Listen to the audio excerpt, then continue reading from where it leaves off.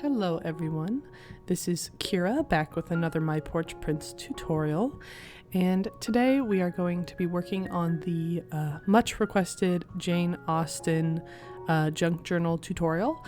And I actually ended up deciding to break it into 3 different parts. So for this one we're going to be doing like the basic cover assembly and putting together the signatures, just sort of like roughing up page edges, adding some lace and ribbon, just things like that.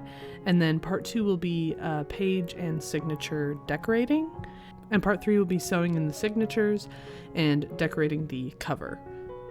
So for this project, I kind of just was making things up as I went. So you'll see there's a lot of kits used, but of course you can use whatever you have available, or feel free to jump over to our Etsy shop and pick up whichever of the kits sort of catches your eye. But to begin, we're not going to be using any kits. We're actually going to be starting off with a piece of thin cardboard. This is actually just part of a cereal box that I cut out. And I used this because it was thin, and originally my idea was to just have a smaller journal that was just kind of folded in half, and ended up getting bigger and bigger as I went along. So for the start, I just grabbed some of this fabric that we have picked up at a thrift store, and I'm just cutting it so that there is about a 1/2 inch to max an inch around the perimeter of the cardboard. And then taking another piece of thrifted fabric, I'm just going to sort of cut out a similar shape by laying the first one we made on top and just sort of tracing around it, cutting it out. And when you're done, you should be able to sandwich that piece of cardboard in between both pieces.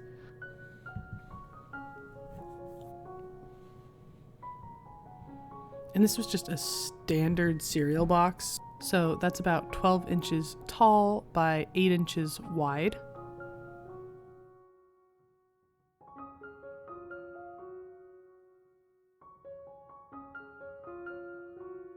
And then for putting it together, I just went ahead and removed the cardboard and sewed the first 3 edges before tucking the cardboard in and sewing the final edge. This kind of helped me feel exactly where I needed to sew and make sure everything was fitting how I wanted it to.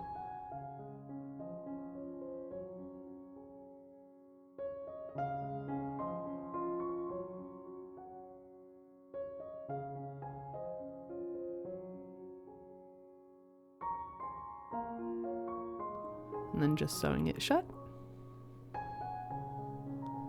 And when you're done, you should have something like this. And because my sewing was a little messy, I decided to go ahead and just sort of cut up the edges and clean them up just a little bit to make it look slightly more even.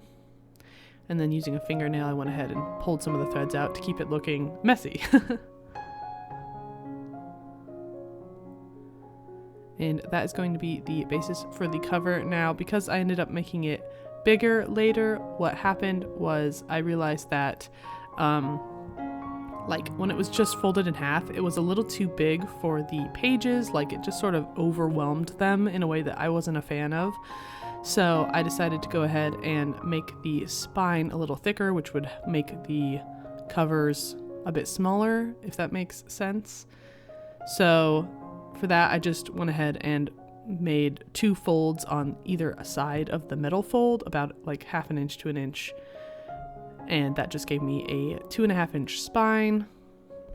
And then because I had folded it in the middle, it was a bit weak, so I decided to reinforce it with a piece of cardboard, which we'll go more into this in part 3 when we start putting the signatures in. But just as a basic coverage here, how I'm going to do it is take these 2 pieces of canvas that I printed the freebie on, which you can find in the link down below for our Facebook page, where we will have the freebie available.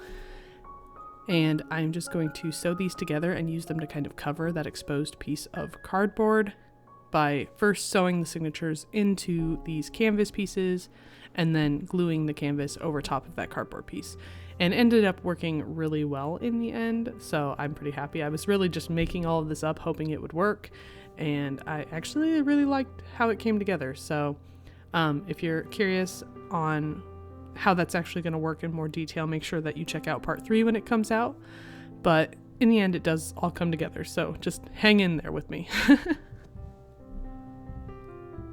All right, and for this, I ended up using a significant amount of materials. I used a lot of different ribbons and beads and pre-made pieces from some of our other videos you may have seen on the channel, like our torn tags video. So for this one, what we're going to start off using are just some of our papers from like the Jane Austen kit, some Shabby Masterboard collage, Shabby blank and lined, and Shabby floral pages.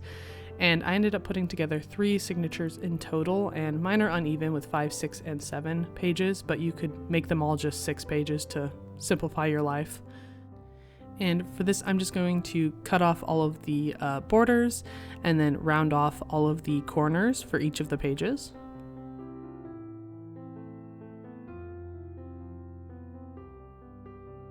When you're done, you should have something kind of like this. I went ahead and shuffled all the papers around so they were, not too organized. And then just taking this Tim Holtz paper distresser, it's got like little razors inside of these little divots. And I'm just going to rough up the edges just gently. I get better at it as I go. Right here, I'm kind of struggling. This was my first time using this. And as it went, I got a little bit better. But I will have a link for this down in the description box below if you're interested. Otherwise, you can just tear the pages yourself. It's up to you. And then taking a little bit of this Distress Oxide in the color Victorian Velvet, I'm just going over those edges again to sort of accent the distress by adding a bit of that color there. And I went ahead and did this around all of the edges for about half of the papers. And for the other half, I am going to be taking this ruler I have that has like this special torn edge on it to tear all of the edges of the other half of the stack of papers. And then going in with this vintage photo distress ink, I'll just be darkening those edges as well. And what this is going to do is give us sort of a variance in our papers so that they can stack and look a little more interesting than having them all be the same. And you can kind of see the effect here once I have them sort of staggered every other one.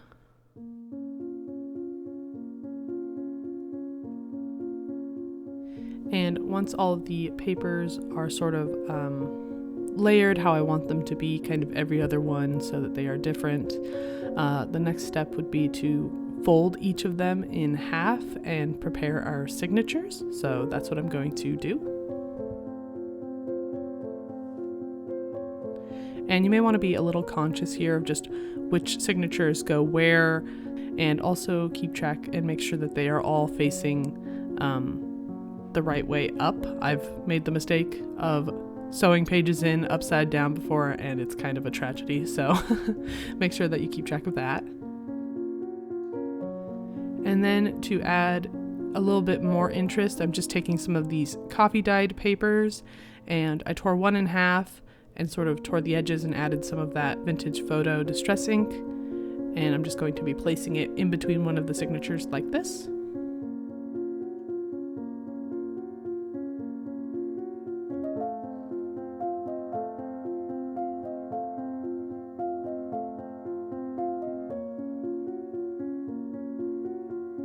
And for the second one, I decided to go around it with that Victorian Velvet color, really heavy-handed here, giving it a distressed look even further. And then I decided to whip out some coffee and a little bit of acrylic paint in this sort of brownish color and mix them together, just using a basic paintbrush and doing a little bit of splattering. And I was worried the color would come out too dark, so I went ahead and dabbed it with a Kleenex just to make sure that it didn't soak in too much. And then adding a little bit of this pink acrylic paint and going over it again, just giving it a little more depth and dimension to the stain. And going in with the same color on the back, just like that. And then folding it in half and adding it to another signature.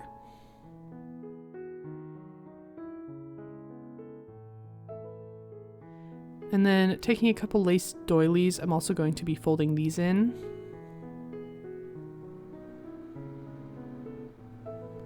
Just like so. And that is going to build out the base of our signatures.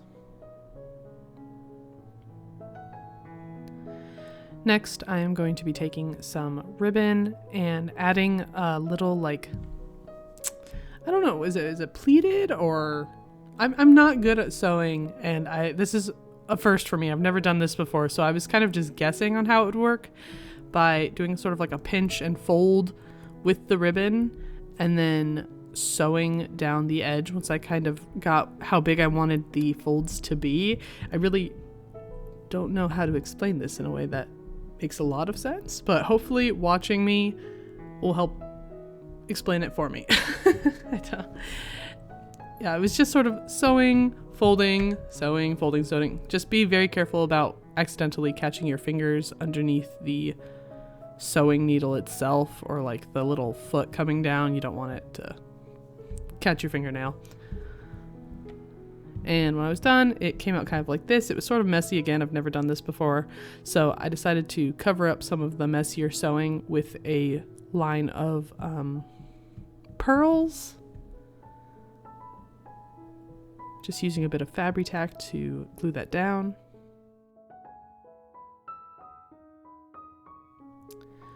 And I decided to add one for every signature. So this is the first signature with this sort of peach colored ribbon on the edge. And for the second one, I decided to take this like script ribbon that we had and did the same exact thing, sort of just pinched and fold and sewed. And I think this one turned out slightly better, so I decided to leave it. And for the last one, I used a piece of scrap fabric that I felt sort of matched the color scheme. And again, same thing. And to add a little bit of decorative interest further, we're going to be taking some of these like lace ribbons. And I had an assortment that I decided to use, as well as this burlap canvas type ribbon. And instead of sewing these on, I just went ahead and glued them on with Fabri-Tac, and it worked just fine. And this is what it looked like when it was all finished. All right, and don't worry if it looks a little bit thin. It will fill out once we decorate it, and it'll all come together beautifully in the end, which you can see by checking out part 2 and 3 of this tutorial. But otherwise, thank you so much for watching, and I will see you next time. Bye!